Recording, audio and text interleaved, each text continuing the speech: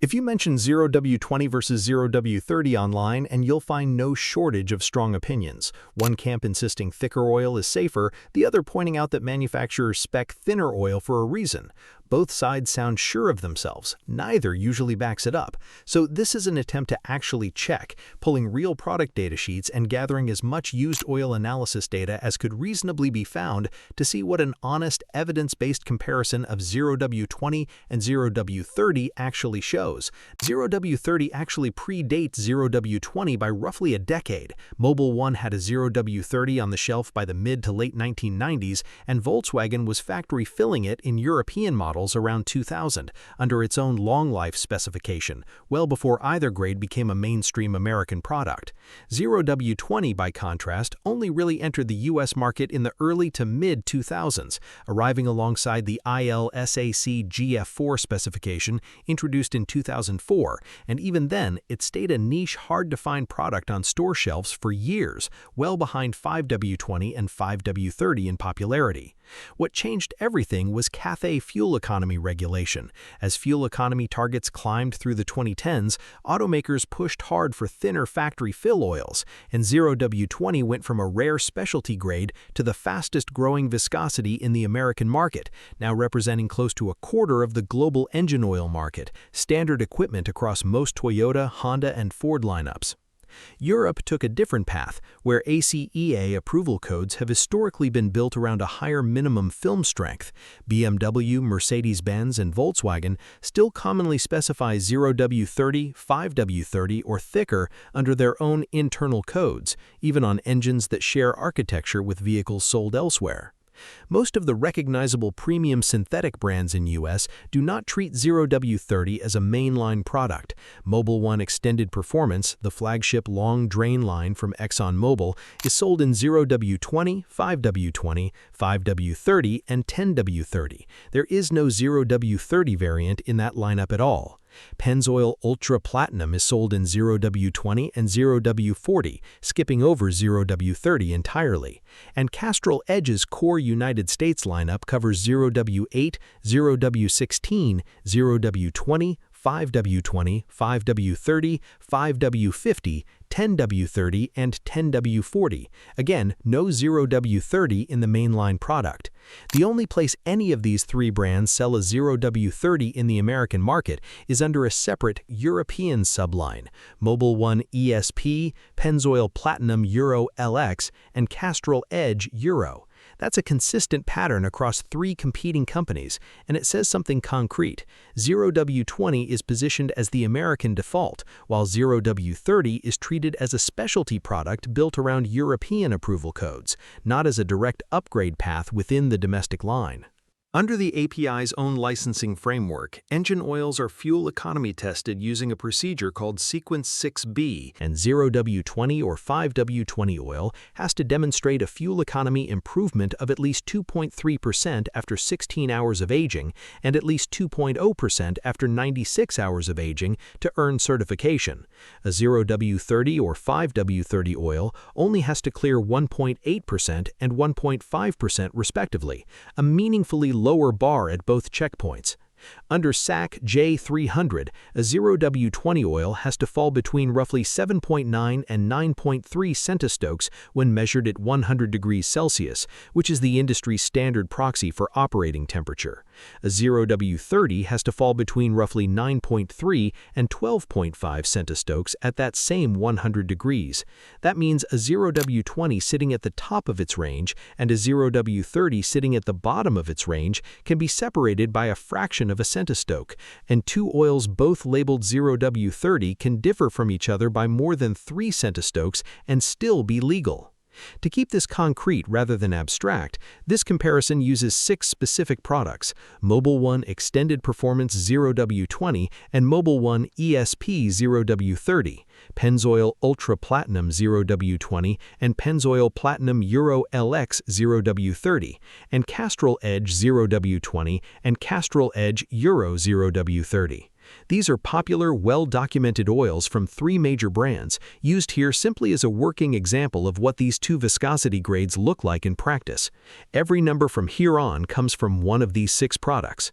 Starting with kinematic viscosity, the number that defines the grade itself, Mobil 1 Extended Performance 0W-20 publishes a kinematic viscosity of 8.6 centistokes at 100 degrees Celsius and 44.9 centistokes at 40 degrees. Since Mobil doesn't sell a 0W-30 in that same extended performance line, the closest same brand comparison is Mobil 1 ESP X1 0W-30, which publishes 12.0 centistokes at 100 degrees and 65.0 at 40. Pennzoil Ultra Platinum 0W-20 publishes 8.8 centistokes at 100 degrees and 46.3 at 40, straight from its technical data sheet. Its 0W-30 counterpart, Pennzoil Platinum Euro LX, publishes 11.9 centistokes at 100 degrees and 58.7 at 40 on its own official Shell data sheet. And Castrol Edge 0W-20, the current mainline US formulation, publishes 8.6 centistokes at 100 degrees and 47 at 40. Castrol's own 0W-30, sold as Castrol Edge 0W-30 LL, publishes 12.3 centistokes at 100 degrees and 61 at 40. Lay all 6 of these next to each other and a pattern emerges immediately. Every single 0W-20 in this comparison clusters tightly between 8.6 and 8.8 centistokes at 100 degrees, and every 0W-30 clusters between roughly 11.9 and 12.3. The gap between the two grades, brand for brand, is consistently somewhere around 3 to 4 centistokes at operating temperature, noticeable on paper, but nowhere near the dramatic difference. High-temperature, high-shear viscosity, HTHS, is the number that actually matters most for film strength under load, because it's measured under conditions that simulate a bearing or a piston ring under real mechanical stress, rather than just gentle heating. Castrol publishes this figure consistently across its own lineup, Castrol Edge 0W-20, in every version of the product line checked, from extended performance to Syntec power technology to the high-mileage formulation, lists a minimum of 2.6 centipoise. Its 0W-30 sibling, sold under the Edge Euro name, publishes a minimum of 3.9 centipoise.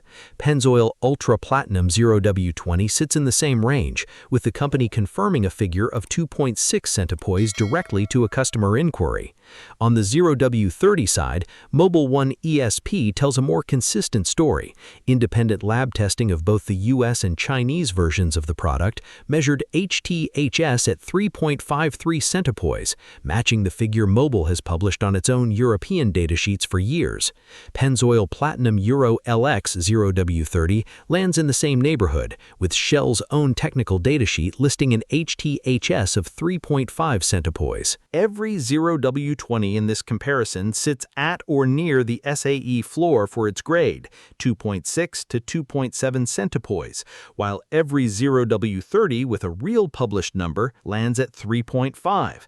That's close to a full centipoise of difference in film strength under the same load conditions HTHSS is designed to simulate, a genuinely larger and more consequential gap than the one seen earlier in kinematic viscosity at 100 degrees, and one that holds across all 3 brands rather than being a single brand quirk.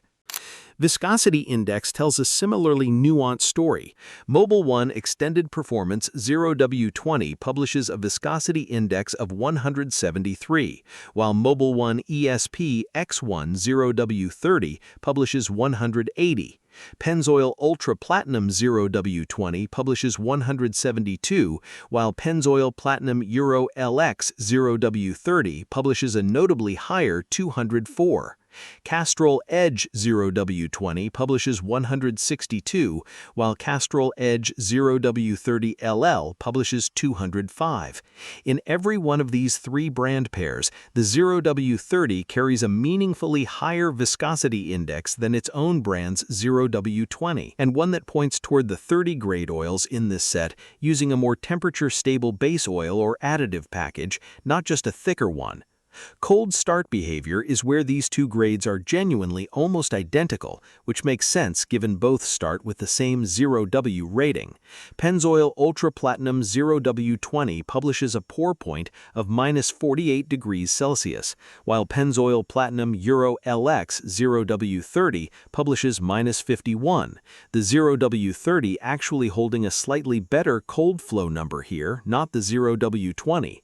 Castrol Edge 0W-20 publishes -42, and Castrol Edge 0W-30 LL publishes -48.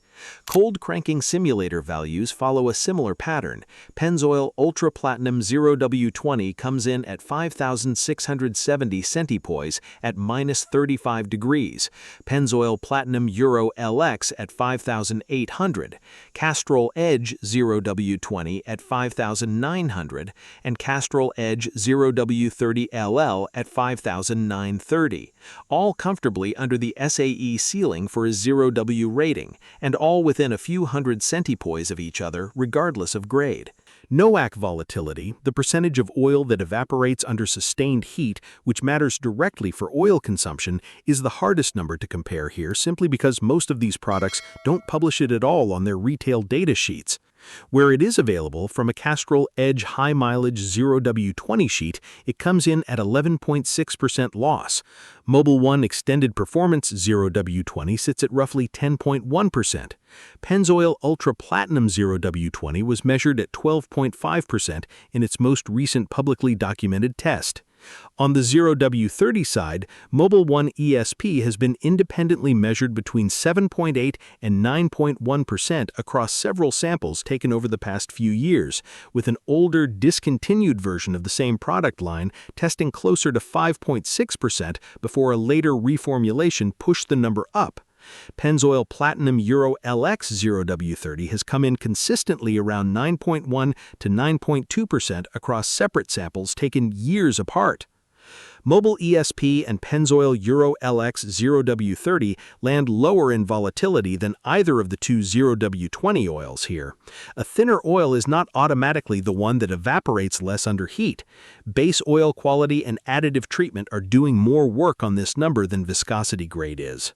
Total base number, or TBN, shows the oil's reserve to neutralize acids from combustion and keep things from corroding over long drains. Again, manufacturers rarely print exact TBN on consumer sheets, so we pull from technical data and lab reports.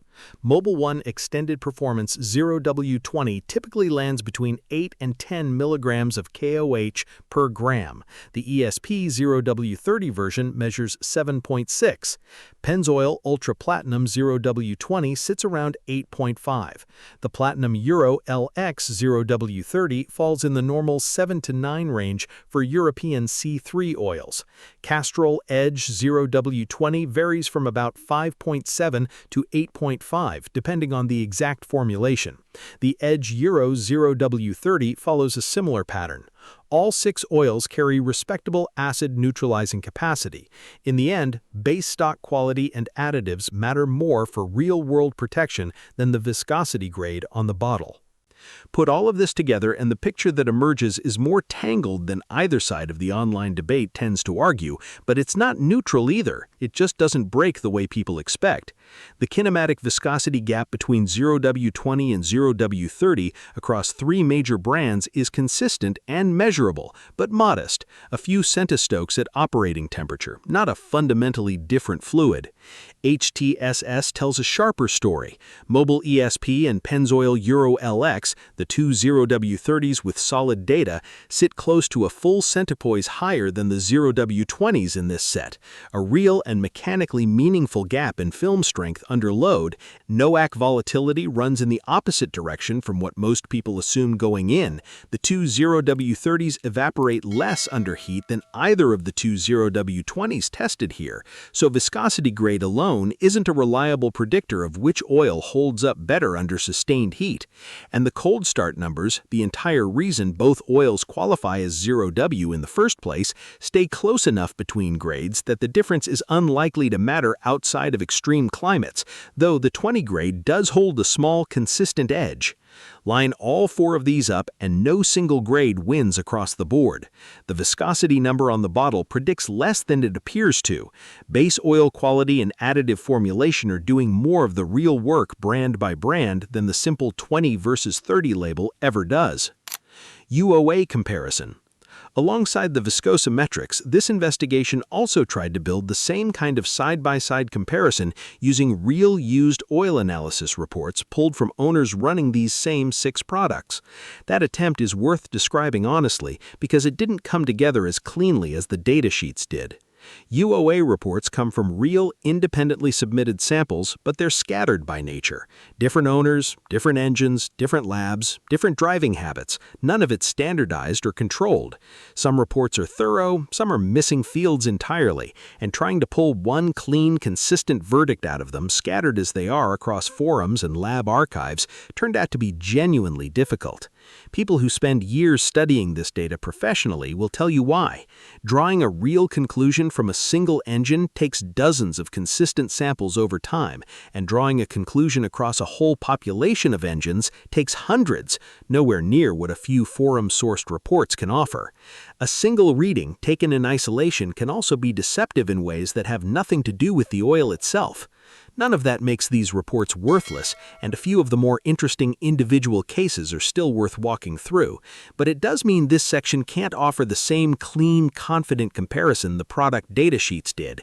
It's a collection of real, individual snapshots worth noticing, not a substitute for the kind of large, controlled dataset